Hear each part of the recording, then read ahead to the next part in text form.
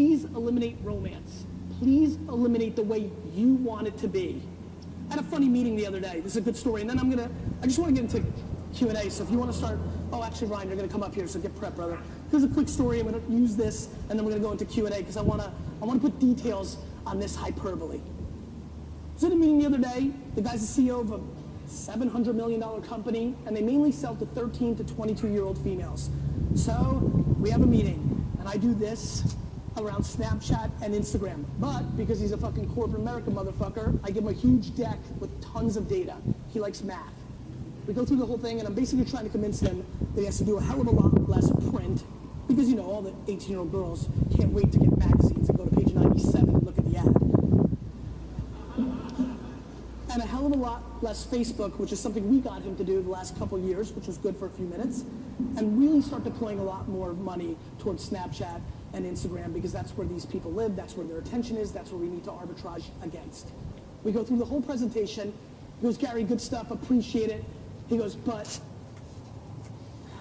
I gotta be honest with you, I just don't get Instagram. And I go, that's great, Dick, but every one of your customers does. And it doesn't matter what you get or what you want it to be. You've got to deploy against the end consumer. Regardless of how you want it, the market is moving, and it's marketing, and it's moving fast.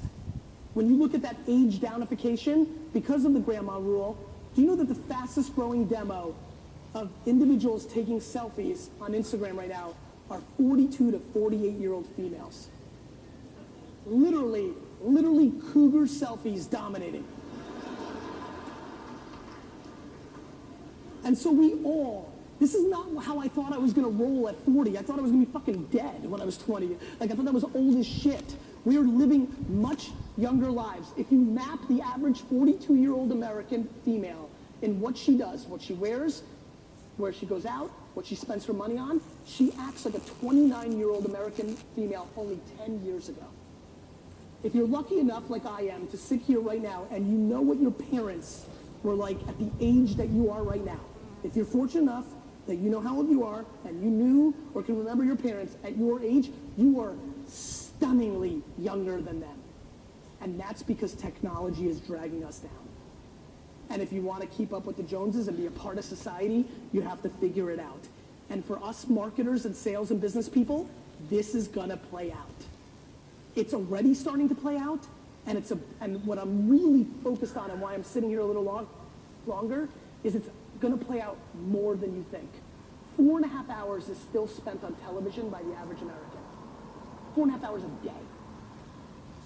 2 or 3 of those hours are in real jeopardy, in my opinion, over the next 10 to 15 years. How many people here are retiring in the next 10 years? And I don't mean you're gonna fucking crush it and retire. I mean, you're fucking old and you're finished. Raise your hand. Who's out in 10 years? Raise it. Okay, good. So 4 of you. So for the rest of you, if you think a lot of shit has gone down in the last 10 years, wait till you see the shit I'm looking at. I'm running a $100 million venture fund now, so I do my startup stuff, as some of you know. Wait till you see what's actually coming next. I mean, none of this shit existed. You know, if you go back 15 years, not Google, not Facebook, not mobile devices, none of it existed. Didn't exist. I mean, all the things that are coming, the smartification, do you know how interested I am in tourism? Do you know that VR in 15 years is going to make your brain think that what you're seeing in your VR device, which will probably be contact lenses, is 98.5% real? So what does that affect? That affects the tourism industry? Like, I don't know. If I actually can sit in my house and put on contact lenses and it feels like I'm at the Eiffel Tower, maybe I don't want to spend all that money to go do that, right? It affects movies and gaming. You know the porn guys are going to go there real quick. So it's going to affect relationships. And so I think we are grossly underestimating where things are going. In 2007, I talked about a lot of shit at Affiliate Summit, and Sean, I watched that keynote, and I don't watch my shit too often, because what I remember about that keynote more than anything, maybe more than anything in my career, was the audience was not buying. because they were in affiliate and Google Math, and the social stuff didn't seem right enough. What's interesting to me is watching that conversation play out, it's become very obvious how things are going to go. And to me, if you can pattern recognize, you can make a lot of money. This is going to happen, whether I say so, whether you want it to. It's just data. 150 fucking million people a day are spending multiple minutes and hours watching videos on Snapchat. How do you disrespect that? I'll tell you how, because you haven't figured out how to monetize it yet. That doesn't mean the platform's wrong. That means you're fucking wrong. Thank you.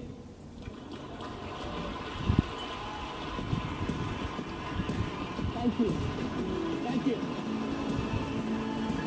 Darcy? Really? Thank you. So, you guys want some? Wait, where are you going? We ain't done yet. No. Sit back down. We got some Q&A time here. No, let them go. I just want to tell me, I want to tell the 15 of you, you're fucking up. Yeah. Because the good shit's coming now. I'm telling you, dude, wearing a tie, sit your fucking ass down. Let's go. He's actually doing it too. If you have a question, we've got some mic stands there. They're kind of everywhere. Go ahead and hop up right now. Get in line. We're going to try to get to as many of them as we can. Let me throw a quick right hook. While you're waiting, everybody who's not already using it, download Snapchat right now and follow me. You're not going to know how because the UI is very weird the first time you're on it, but you should. How many of you guys followed Gary on Snapchat while he was doing this? Yeah, there you go. Okay, you get the first. Yeah, I got the first couple. First, I love what you said about people saying, I don't get it. Yes. I think that is one of the most dangerous things that we as human beings, it's like you immediately shut yourself off to creativity. And this is not so much a question, more of a statement. If you ever hear yourself say, I don't get it, and you say it in kind of a flippant way. Dude, this is your conference. You can come and talk shit all the time. Ask questions. What the fuck are you doing? I just wanted to make that okay. Like, this is, one of us has a foot on the stool. The other one. I'm ready to throw down. Yeah, there you go. I'm working out. So here's a question for you. Yeah. How, with everything that's going on, right, where it rewards those who are out there, who are very public, who are very, very vocal, who have that influential brand, how do you get credit for being quiet? I mean, oftentimes in life... I think this is, guys, there are far more people making money that are quiet than there are people that look like me. It's not even close. It's data. How do you do it? You mean the majority of the world? Yeah, okay, but if you're a brand and you want to do this, is it about finding someone, in your office that can be that voice? No, I think it's about building the logo. There's no Nike. There's Nike. Right. Right? Like you don't need to build it around a person. We in this space default because there's so many personal brands monetizing personal brands.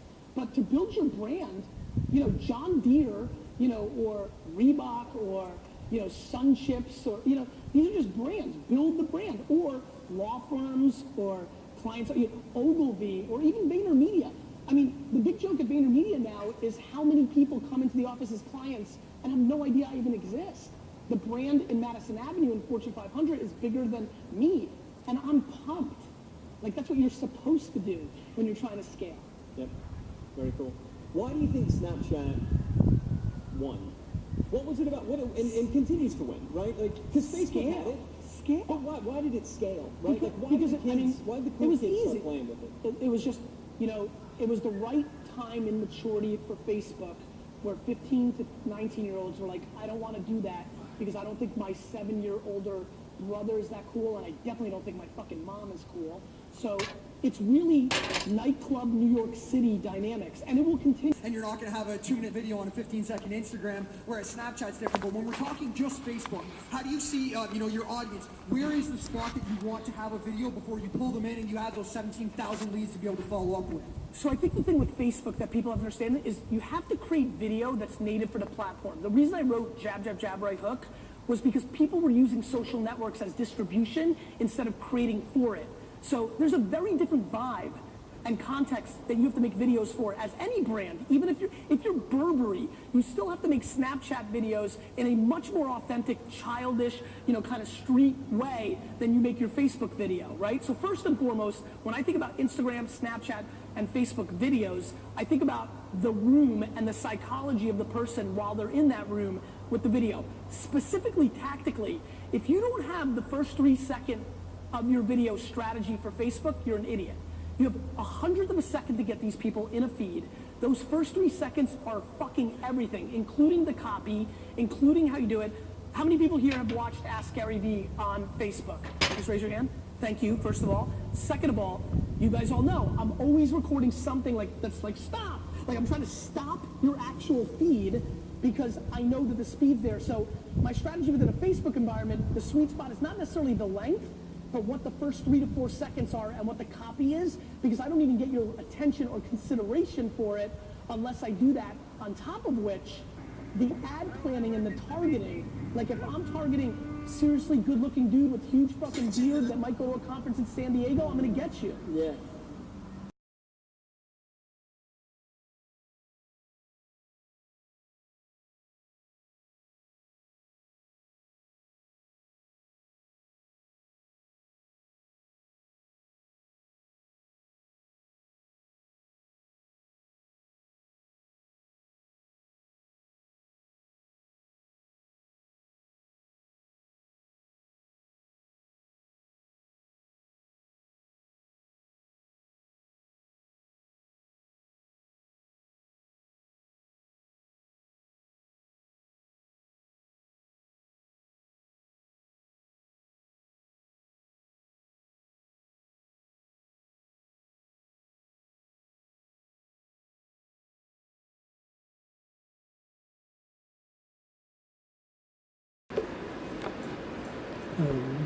Today has been a great day, you could say.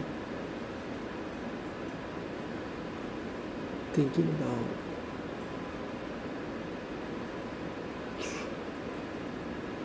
what to do my videos about. I mean, I really did have an idea, but for some reason, the first couple of videos I've been complaining. But that is not what I want to make this whole channel about. The purpose that I got this channel was to be able to. The purpose I honestly got this channel was to see myself improve. To, let's say, focus on skateboarding, and then within a week of me practicing over and over, I could see an improvement from day 1 to day 7. Not knowing how to ride, to actually being able to ride, and being able to pull off a couple of tricks. The whole thing was for me to be able to record myself on video editing. Like I said, I don't know nothing about it, but to see improvement little by little, challenging myself. Like adding a title. I didn't know how to add a title. So like on the first video, there was 0 titles. Then like around the second one or the third one, I learned by YouTube how to put a title. And then I looked again and I saw how I was able to enter text into the video. And that was the one I did yesterday. And just like that, I want to be able to show myself improving daily, focusing on a task, and like hammering it through till I finally get the hang of it.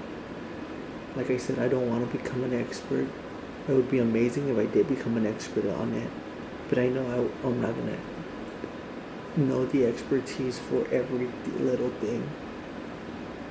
So yeah, I'm still trying to figure this thing out. I was watching some YouTube videos again. Like I said, it's been my inspiration to doing this, and I got inspired again, especially by I forgot his name, but his thing is playing the game films. I'll go ahead and leave a link below, but his thing is just legit. Like I get a lot of my inspiration from him. not the way I video edit, but the way I wanna video edit, the way I wanna create movies, the way I wanna create not movies but scenes, clips, that just draw your attention. Like some of his clips are like 5 minutes long, but they're super good. So yeah, I'm still trying to figure this thing out. So sorry if they're short or they don't even make sense, but the thing is for me to keep uploading. Like I said, I didn't know how to upload a single video. Now this is video number 6, and I'm very proud of myself. I didn't know I was going to be able to follow through for 6 days, but I'm really glad I did. It all opened so many new opportunities for me to be here, for me to just explore my creativity and just try new things, challenge myself. I'm very excited on doing that. Like I said, I think I'm going to focus a little bit more like daily. So let's say I say, today I'm going to focus on coding, like code the whole day and like challenge myself to have a project left over, like have something to show for. So let's say I want to focus on, I know I'm not going to be able to create a whole app like in a day, but if I say I don't know how to find the geolocation. I make a lot of research or talk to people, and I figured out how to do it. That would be an accomplishment. Just finding things, whether it be like I don't know how to do the backstroke in swimming, and I just practice like 4 hours. Practice. That's what I did today. Playing soccer. I really want to get back into playing soccer as well. So practicing dribbling. I know they might not be the best interesting videos, but I just want to show my improvements over and over again. What I might actually do is do a vlog, daily vlog, but then like, let's say I start on Monday, and then I just record clips. Okay, this is clip number 1, clip number 2, clip number 3, clip number 4, clip number 5, 6, 7, 8, 9, 10, like for a whole week, and it just shows my improvement. I still don't know what I want to do, but yeah, I really want to like find something and like go with it, like just have an idea, and I'm still trying to struggle with that. So today's content wasn't really that great, but I at least was able to get what's called, get some stuff in, and I'm just trying to improve myself. So yeah, I'm just trying to find ways for me to be creative, for me just to play around with it. Like I was telling you about Play, I forgot his name, I forgot his logo too. Play the Game Films, I think. But he does daily vlogs, and he does these cinematic video sequences. They are amazing, and that's something I want to get to know, so that way it motivates me to go out and do videos like that and meet different people. And I don't know, it's just really to catch my attention. So yes, I'm about to go edit the video. I'm actually trying to work on an app, trying to create it, develop it. I know I'm not gonna have it, but hopefully throughout the journey I'm able to meet new coders. That's why I'm in this building, and just to see where it goes from there. But like I said, I have to keep posting the videos, and if you have any ideas, feel free to send me some ideas, and yeah, feel free to share them with me. I really hope you have a wonderful night. I'm about to go edit. I'm about to go work on some stuff. So I hope you have a wonderful night. Feel free to subscribe, like, and comment. And like I said, don't leave things for tomorrow. Do them today. And if you do them today, you will not live with what ifs. Start now. Hope you have a wonderful night. I'll see you tomorrow.